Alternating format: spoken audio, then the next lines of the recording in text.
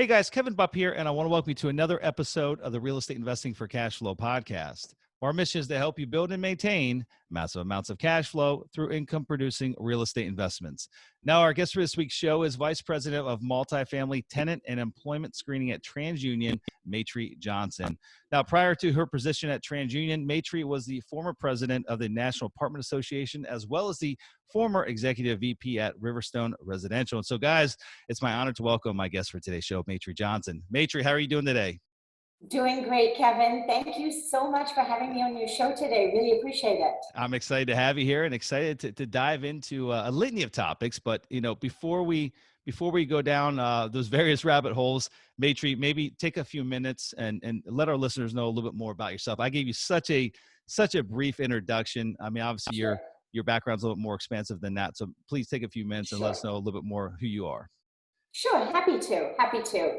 So I am with Transunion. I've been with Transunion now for about 10 years. I oversee and lead the tenant and employment background screening business for Transunion. And in that role, we provide solutions and services to property management companies, landlords, employment companies who do pre-employment background checks. We provide background screening workflows. We provide credit data, criminal data, eviction data. But we also provide other data and analytics to investors, landlords, et cetera, to really help them manage their assets more efficiently, more profitably, which I'm sure. So we do a lot of things around that as well. Prior to Transunion, I was an operator, a property management operator. I spent over 25 years in the property management space, working for very large institutional companies like Trammell Crow and Riverstone Residential. I also did a brief period in the single-family rental home space, institutionalizing property management operations for, at that time, Waypoint Homes, which went through a whole series of maturations and is now part of Invitation Homes, or is Invitation Homes, the largest single-family rental home provider in the U.S. So a lot of real estate in my background. The one thing I would like to say is that I bring a lot of those experiences, those customer experiences, into the solutions that we provide to the industry. So I really look at it from a user experience standpoint and a customer impact standpoint. So it does help to have that background. Yeah, absolutely. No, I appreciate you sharing that. And where I'd like to take this conversation is, we've had a very, very interesting last couple of years. For a litany of reasons, COVID related, but litany of things that have kind of changed and shifted. But we're gonna stick to real estate trends today, and more specifically, we've really seen some massive shifts in migration trends and patterns across the U.S. over these last, I guess now it's 2.5 years, whatever you want to call it. And, a large contingent of that was a direct result of COVID-19. And again, some of the changes that ultimately occurred during that period of time. And can you offer some specifics on, what the data is telling us, and what is forecasted for the coming years? What are some of those major shifts that have occurred in the housing market? Sure. Yeah, so when let's rewind and go further than COVID, pre-COVID, the rental market was generally considered to be those central business districts, those urban areas, and then sort of the suburban centers around those urban areas that really attracted the renters around the whole concept of live, work, play, right?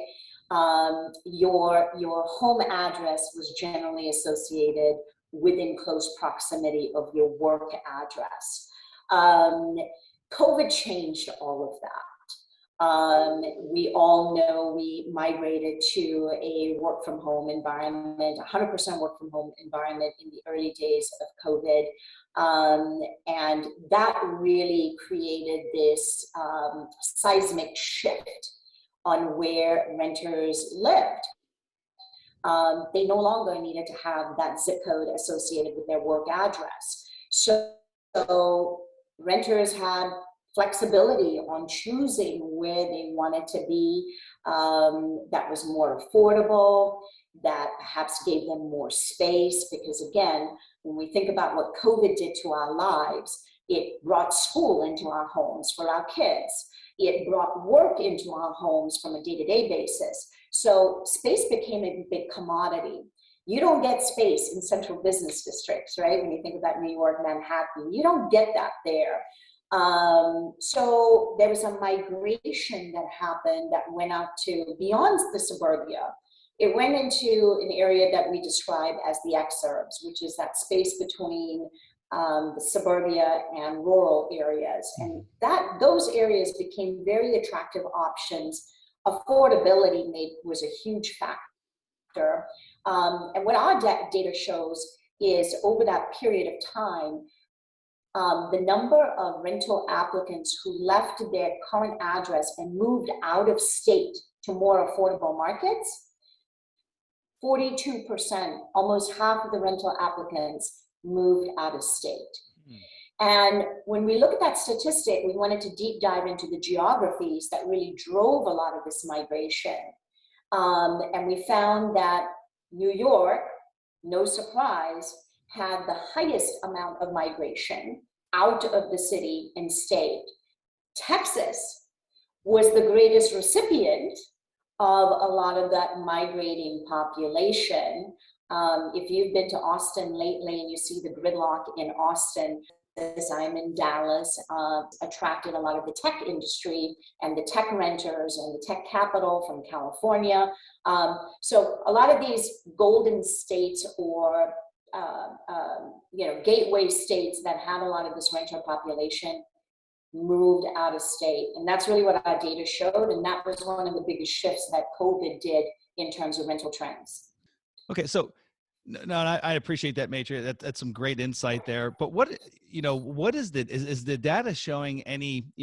I know a lot of the urban locations. We use New York City as one of the examples here, where there was a just an outpouring of folks moving out of the city, and you made a comment that they stayed out of the city, but one can see that maybe New York City hasn't rebounded as far as the total amount of folks in the city on a day-to-day basis, meaning like a lot of the offices still, they're at a, physical occupancy of, 20, 30%. They might have economic occupancy higher than that because their leases haven't turned over, but they definitely don't have the bodies back in the workplace. But, the housing market in the city, in that, that urban location is incredibly strong. And so are we seeing any shifts heading back to some of these urban centers? Yeah, a great question, Kevin. And yes, there is a shift or a gradual return into those urban locations and those city centers. And the demographic that is really driving this revival back into those city centers is the Gen Z population. A lot of the Gen Z did move out of those areas, perhaps even move back in with parents, from saving some money. But the Gen Zers still are looking for a lifestyle, right? And that lifestyle for a Gen Zer is all about live, work, play, being all within a stone's throw.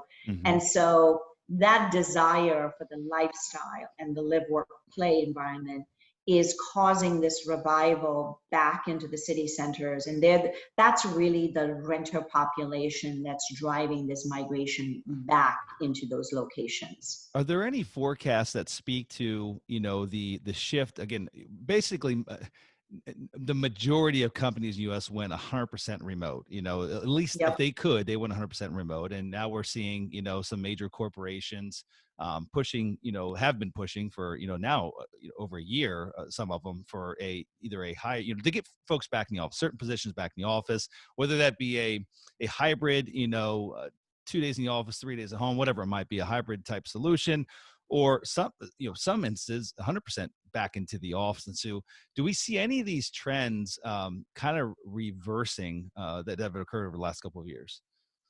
Yeah, I think what we're seeing happen is, like I said, a gradual return. It's not going to be a snapback, because now there are additional factors at play, right? I mean, inflation obviously is something that everyone's talking about. Hmm. Rents and the cost of rents, everyone's talking about. And so when you go back into those urban locations, the rental rates are much higher again. And then the question becomes, are incomes for renters keeping pace with the rental rates? But that's a whole nother topic for us, Kevin. Yeah. So I think it's going to be more of a gradual return, as opposed to a snapback. The other factor also is supply. Which may be a great segue for us to talk a little bit about supply and demand. There is a very, very, very constrained inventory of rental properties out there today, and there are a lot of reasons for that. So choices are limited, and so that's why I think this snapback is not going to happen. It's going to be more gradual as more inventory becomes more available at more affordable prices. Yeah. Well, there was an interesting statistic I pulled from the report that you recently had released, and it had made a comment related to some of the major shifts that went to the rural markets or the rural areas. I think rental apps in rural areas had increased like 28%, and so it's applications, I'm assuming, for rental units. And so I'm not sure if you have data that supports how many folks actually moved away from those urban centers and actually went to a more rural environment. But either way, whatever that number is, we know that a lot of folks did. We know they wanted room, they wanted affordability, they wanted space, they wanted a yard. Maybe they wanted that small town feel that they've never had before because they've been living in an apartment their entire life in the city, and Right. it's just, they wanted the opposite of what they've had their entirety of their life. However, a lot of these small towns don't have that economic diversity and the diversity of employment options available. And so I'm wondering if there becomes a dilemma in time to where we know that rental rates are very different now back in these urban centers, to where folks that move to these rural environments now don't really have many options of going back to where Yep. their work might be, because, are they going to be able to get the same type of paying job in their local marketplace? Probably not, right? And so I'm wondering what your thoughts are on that. Sure. So to go back to the statistic of rental applicants who move to rural areas, we found that 28%, so you were right on the money there, Kevin, 28% of our rental applications have actually moved to rural areas. But to your point, their return to these urban locations, the supply is just not there right now. Occupancy rates nationally, it average about 98%. This is going back a few months, but 98% occupancy, think about it in a reverse way, is a 2% vacancy rate. That's not a lot of availability out there. And I think also, compounding that challenge is you've got a whole new renter pool that has emerged over the past 18 months. And that new renter pool that's emerged are these homeowners who, hot housing market, right? We've all heard the great stories of the equity that's been built very, very quickly because the values have increased exponentially. And so homeowners have cashed out. And where do they go when they cash out? Yeah. They can either choose to go buy another single family home, which, why would they do that at peak? So they now have become renters by choice and moved into the renter pool. This is a whole pool that didn't exist to the level that it exists today. So that added a further strain on an already strained inventory. And now, in addition to that, more recently as the last 120 days, we're seeing with the mortgage rates increasing, the rental market generally assumes a certain percentage of turnover that moves into first-time home buying. With this increase in mortgage rates, you're going to see that percentage who would normally turn over into first-time home buyers delaying that first-time home buying decision because of the macroeconomic factors that are at play. And so they're staying in that renter pool even longer now. And that is adding an even further strain to an already strained inventory. So when you look at all of these factors, these demand factors, and how much supply, it's a very, very, very tight market. Are you seeing any data that supports a forced migration out of a particular marketplace? Maybe it was an individual, they were would-be home buyers, and over the last 6 months, rates have gotten to a point to where now they've been priced out of the marketplace either by the rates or there just wasn't inventory available. But also, in addition to that, the rental rates more than likely have probably been. There's a lot of markets where the rental rates have been in line with what a mortgage payment would be for a similar type of housing unit. And so where those individuals now are finding themselves where they literally can't afford to live in that particular market. Are we seeing data that supports that? Not yet, Kevin, Okay. because the rise in mortgage rates really just are about 20 days, Yeah. kind of phenomenon. So we haven't studied that yet, but that's definitely on our docket to evaluate the impact of interest rates and what it's doing. Um, but what I can say is in terms of inventory, we need inventory. We need more inventory. Yeah. And when you think about an average apartment community that has 300 units, it's an 18 to 24 month build. Mm-hmm. And when you're looking at an 18 to 24 month build in a period where the economy is already challenged with supply chain issues, Yes. coupled with labor shortages. I just saw a statistic, a data point yesterday, as a matter of fact, where there was a survey that was done by the National Multi-Housing Council on permits and construction starts.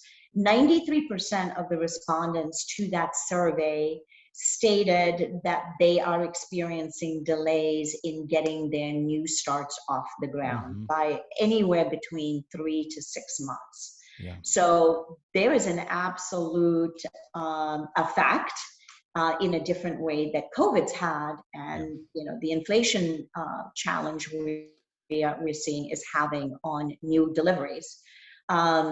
This might be a really good time for me to bring up the whole concept of build to rent. This is becoming a really popular type of asset to build.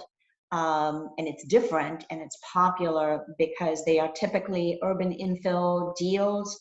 So they're smaller, average unit size, average property size is about 30 units. So rather than it be 300 units in 18 to 24 months, it's more like a 6-month build, adding 30 units to the inventory.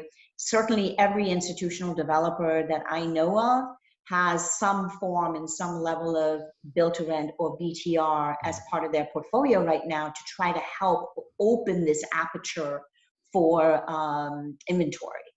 No, absolutely. And guys, this was not a planned part of the conversation to build the rent piece of it, but we Maitri, I don't think we did not discuss this. Is that build to rent it's such a hot sector, and it's not brand new. It's been around for a period of time, but it's ultimately getting some legs with the institutional players, and it's one of the ways to meet the growing demand for affordable housing, but also renters by choice, right? There's a whole different demographic of folks that this that this industry serves. And we just launched a build to rent fund literally 2 days ago from when I'm recording this, and we've got a number of, to be specific, urban infill projects in Phoenix. So just exactly what you're speaking to.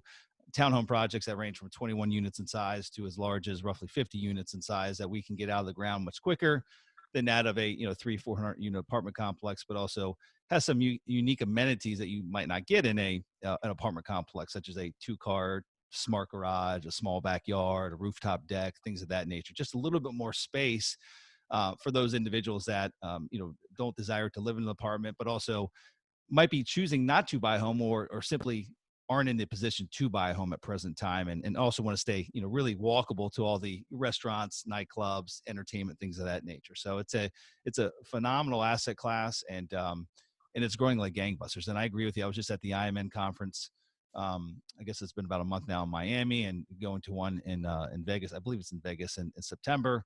And build to rent seems to be it not seems to be, it is literally the hot topic of conversation. Would you agree? Absolutely, 100%. An industry conference I was at just recently, build to rent is definitely the new buzzword in construction and development. I think it's very attractive on a lot of levels. And Kevin, I think you did a great job of describing what the attraction and appeals are of those. And it really does help fill that niche of, the renters by choice, right? Who don't necessarily want the confined space of an apartment. This is a really nice middle ground for those not wanting to go back into a single family rental home or a single family homeowner. Plus also, with the demand more on space because people are still working from home, the build to rent class is another great option because it gives them more of that space.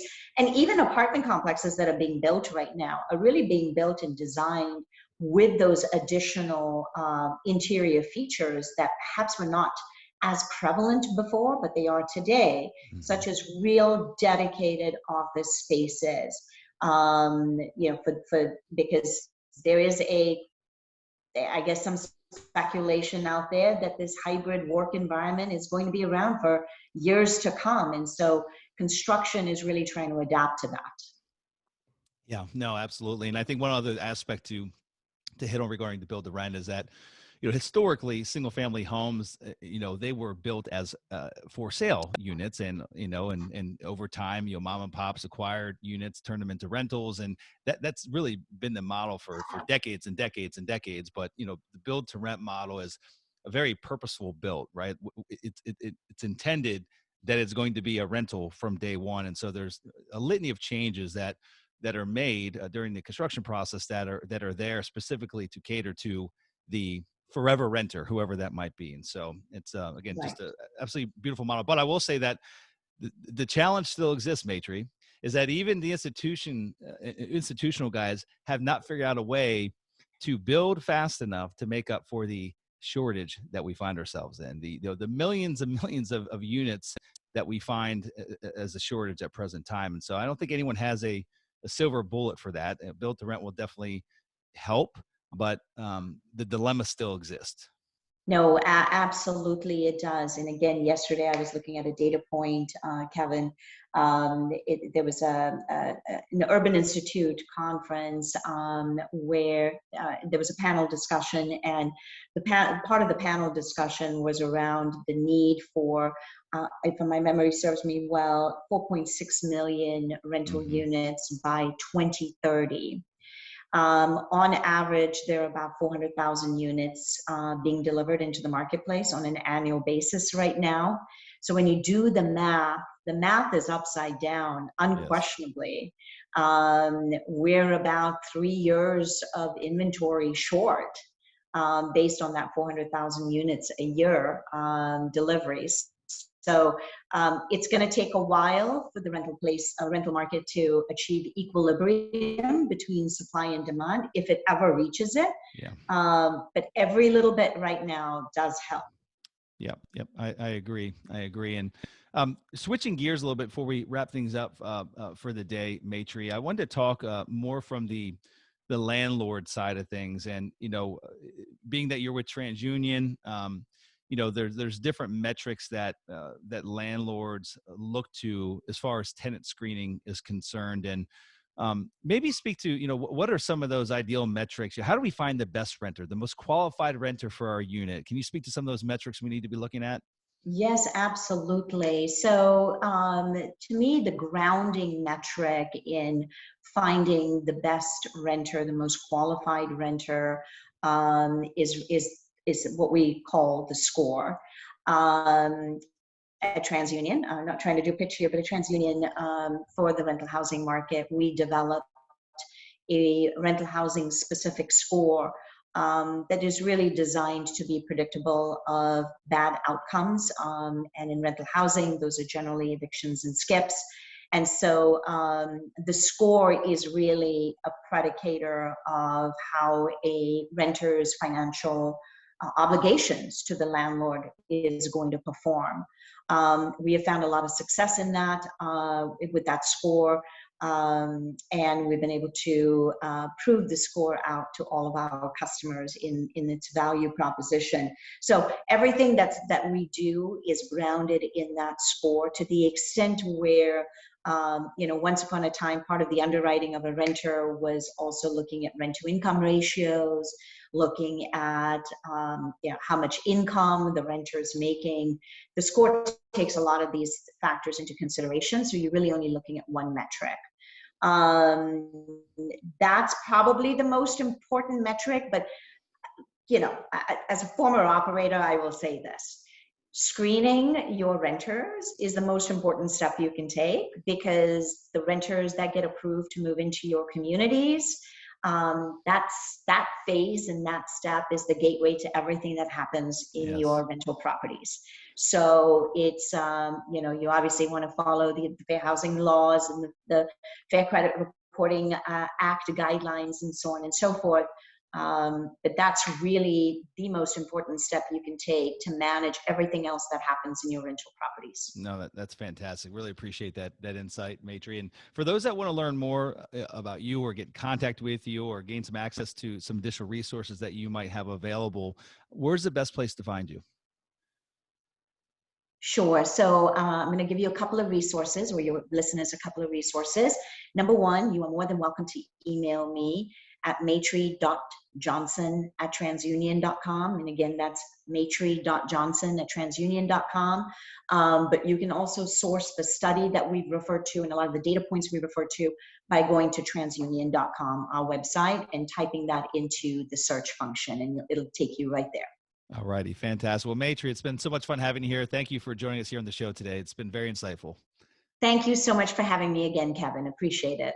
Alrighty, guys, and just one quick reminder, as I mentioned in the middle of the interview there, if you want to check out our Built to Rent Fund, again, we just did a webinar on a couple of days ago. You can rewatch the webinar or get access to our pitch deck.